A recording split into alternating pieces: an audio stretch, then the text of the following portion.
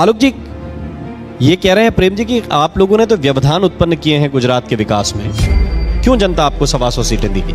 चलो भाई देखो अब मैं क्या करता हूँ। अब बात आती है, बिल्कुल इन्होंने विकास तो किया ही है, इसमें कहीं कोई दो राय नहीं है। कल सुप्रीम कोर्ट ने भी फटकार लगाई है विकास पे, और हाई कोर्ट ने भी फटकार लगाई है कि मोरबी में इतना बड़ा भ्रष्टाचार हुआ और उसके बाद एक व्यक्ति सस्पेंड नहीं होता है। लट्ठा कांड में देशी शराब पीकर लोग इतने मर गए, एसआईटी बनती है उसका आता पता नहीं होता है।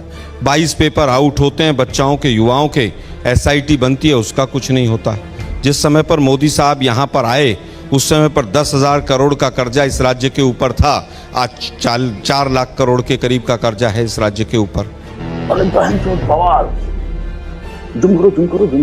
जिस तरह से क्राइम रेट भी बढ़ा, डेथ रेट भी बढ़ी, और उसी वजह से है कि आज भी सेक्स रेशियो के मामले में गुजरात जो है वो 19वें स्थान पर आता है।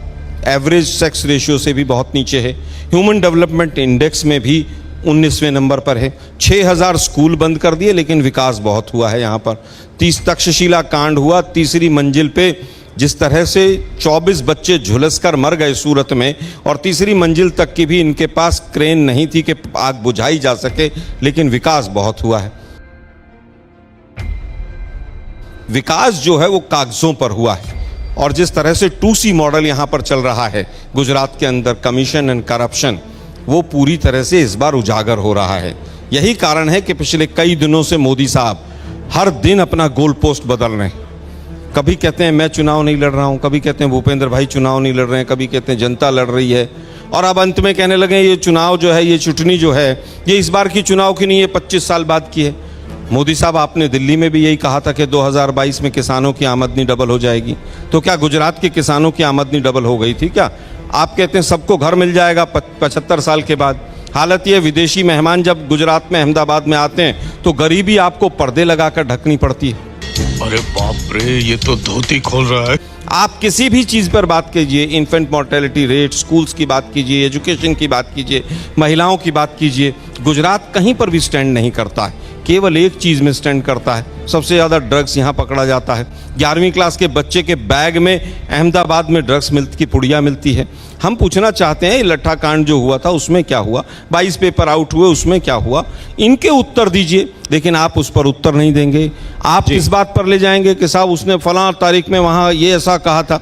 अरे भाई, किस किस ने क्या कहा था? हम तो कह रहे हैं मोदी साहब आप भी आइए भारत जोड़ो यात्रा में। हम तो अमित शाह जी को भी बुला रहे हैं कि आप भी आइए। महंगाई के खिलाफ है, बेरोजगारी के खिलाफ है, नफरत के खिलाफ है जो आप लोगों ने फैलाई है। आप भी आइए और भारत जोड़ो यात्रा में मिलिए। क्या बात, ये बात है। आप जिस प्रतिद्वंदी के खिलाफ लड़ रहे हैं उतनी मजबूती के साथ आपको अपने स्टार प्रचारक भी उतारने पड़ेंगे, या आपको लगता है कि नहीं ऐसे काम चल जाएगा? देखिए, हमारे पास ईडी, सीबीआई और तमाम संस्थाएं नहीं हैं कि हम स्टार प्रचारकों को भी रोकें और सब चीज़ करें।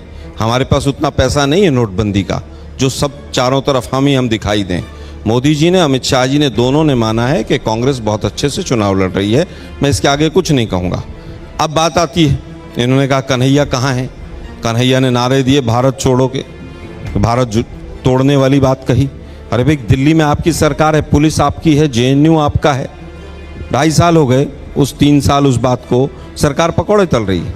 अभी तक उसको जेल में क्यों नहीं डाला? पहली डेट पर जमानत क्यों मिल गई? केवल आप कपटी राष्ट्रवाद के नाते आप वोट बटोरना चाहते हैं। हमारा वो रास्ता नहीं। आपने कहा कि साहब जो पिछली बार अल्पेश और हार्दिक थे वो दोनों हमारे यहाँ आ गए। अरे भाई, आपके यहाँ तो सारे डिफॉल्टर जा ही रहे हैं। वो हेमंत बिस्व शर्मा की तो सीडी निकाली थी, इससे भ्रष्ट कोई नहीं है। अब वो सीएम है, वो यहाँ हिंदू मुसलमान करता घूम रहा है। क्या ये सच है कि नहीं? और मुझे बता दो कि अल्पेश का वो जो मोदी साहब के लिए उन्होंने कहा था क्या, कि जिस तरह से वो 80,000 का मशरूम खाते हैं मोदी जी, अब मोदी जी उनको दिल से माफ़ कर पाएंगे कि नहीं कर पाएंगे? हार्दिक ने क्या कहा था कि मोदी जी यमराज हैं। क्या आप एग्री करते हैं? कपिल मिश्रा, एक और भूल गए आप, मैं याद दिला देता हूँ, क्या क्या कहा था स्नूप गेट के लिए उन्होंने दिल्ली की विधानसभा में। वो दिल्ली के कैंडिडेट बने। खैर, आपके पास एक वॉशिंग मशीन है, आप सबको धोते हैं और धो के सुखा के फिर वो पवित्र हो जाते हैं। तीसरी चीज़ मैं पूछना चाहता हूँ, 6,000 स्कूल बंद हो गए, उसके बाद कहते हैं आपने काम किया। एक यूनिवर्सिटी सरकारी नहीं खोली, फिर कहते हैं आपने सरकार काम किया।